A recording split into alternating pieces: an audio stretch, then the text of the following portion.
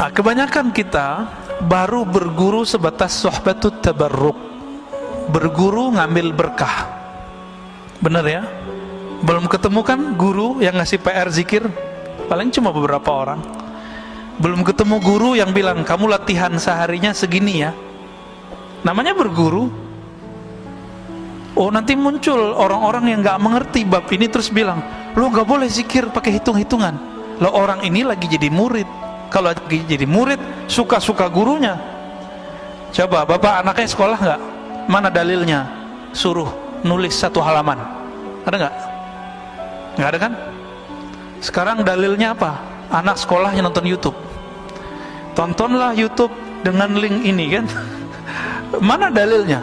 Kenapa itu dibolehkan? Tapi giliran ahli kolbu punya murid gak boleh menata sebuah kurikulum. Jadi kalau nanti berguru kepada ahli kolbu, ahli zikir, pasti nanti dikasih kurikulum zikirnya. Beruntung bapak kalau sudah punya guru begitu. Jarang pak orang berguru begitu. Ini kita lihat nih di antara bapak paling cuma 10% yang sudah punya guru suhbatul iradah. Makanya kalau diam itu masih bingung mau nggak baca apa ya. Ini bukan case di sini pak, case di tanah haram, haramain, Mekah Madinah. Ya, bapak coba ingat-ingat waktu di Mekah Madinah, orang pada bengong aja ngeliatin orang lewat, bener nggak? Masuk yang di depan saya banyak yang bengong tuh kalau duduk ngeliatin Ka'bah atau ngeliatin orang lalu lalang kiri kanan gak jelas. Coba kalau dia punya guru, gurunya bilang nanti kalau kamu sampai di haram, bacalah zikir ini. Jadi ada pegangan dia. Tapi karena nggak punya pegangan, nggak punya zikir, apa yang mau dibaca? Kira-kira begitu ya.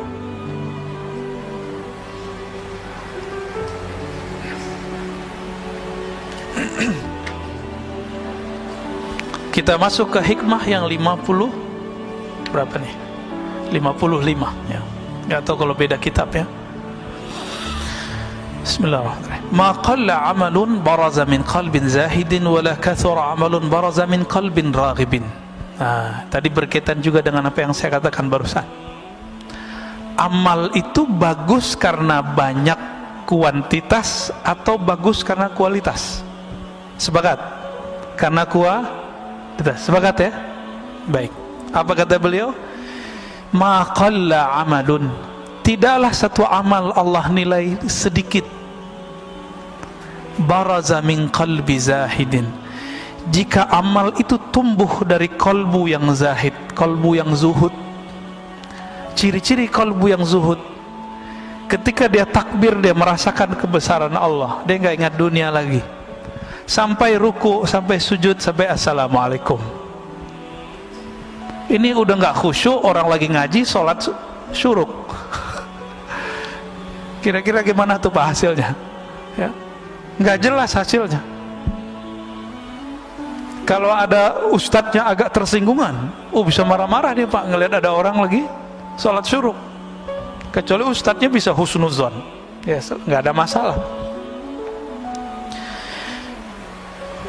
Wala kathura amalun baraza min qalbin raghibin, sebaliknya satu amalan tidaklah disebut banyak jika muncul dari kolbu yang raghib, yang cinta kepada dunia.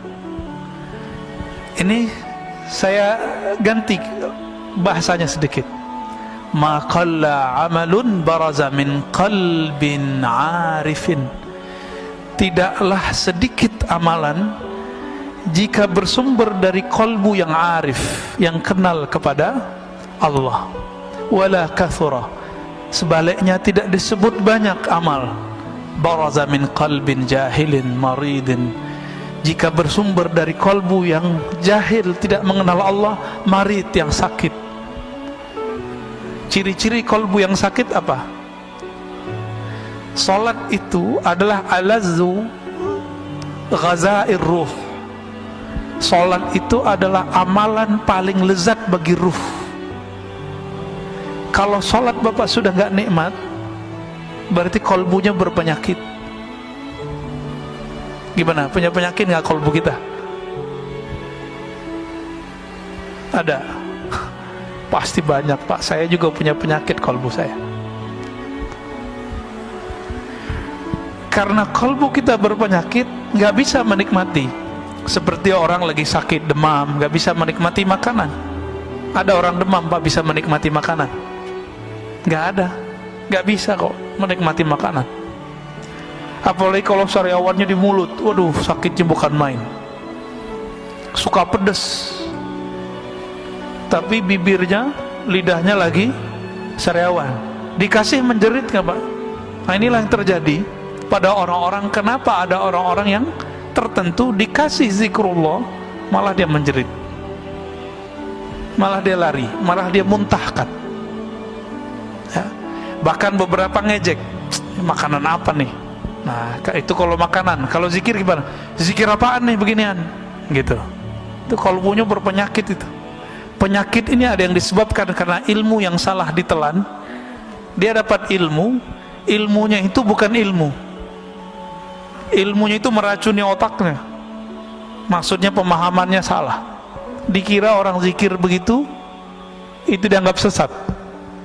Rusaknya di dalam, ya.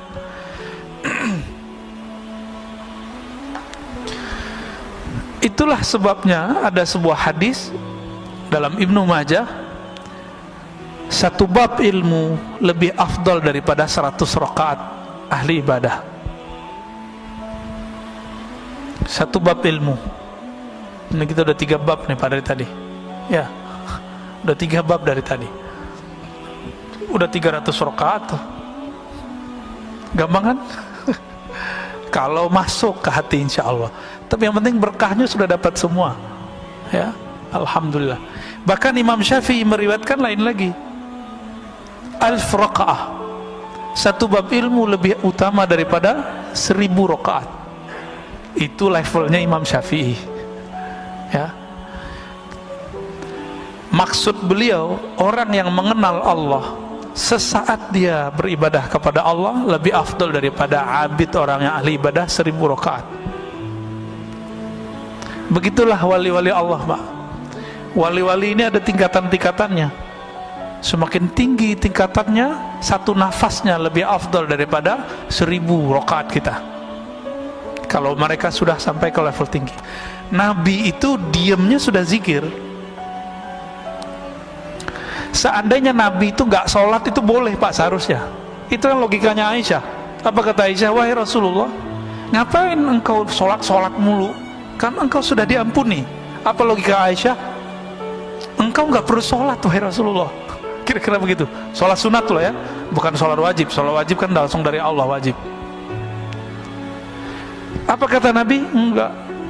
Afala an akuna abdan syakura. Kenapa aku tidak boleh menjadi hamba yang bersyukur? Maka sholatnya Nabi itu karena dia sudah mengenal Allah. Sholatnya adalah sholat syukur. Setiap sholat. Maka kakinya kapalan. Kalau kita punggung kita kapalan Pak, karena tidur. Jadi Nabi itu sholatnya sholat syukur. Maksudnya apa sholat syukur? Beliau itu merasa sangat berterima kasih kepada Allah, mengemban nur yang Allah pilihkan kepadanya. Sebagai tanda syukur maka beliau sholat setiap hari, setiap malam. Bahkan beliau sholatnya pun dalam keadaan diam. Jadi Nabi ini sholatnya ada yang sholat fisik, ada yang sholat diam. Apa kata Sayyidatuna Aisyah? Karena Rasulullah sallallahu alaihi wasallam yazkurullah fi kulli ahyani. Rasulullah atau ala kulli ahyani selalu mengingat Allah setiap nafas, setiap detik, setiap saat. Jadi setiap nafasnya itu zikrullah. Kita udah dalam sholat gak ingat Allah. Ini beda sholat kita sama Rasulullah sallallahu alaihi wasallam.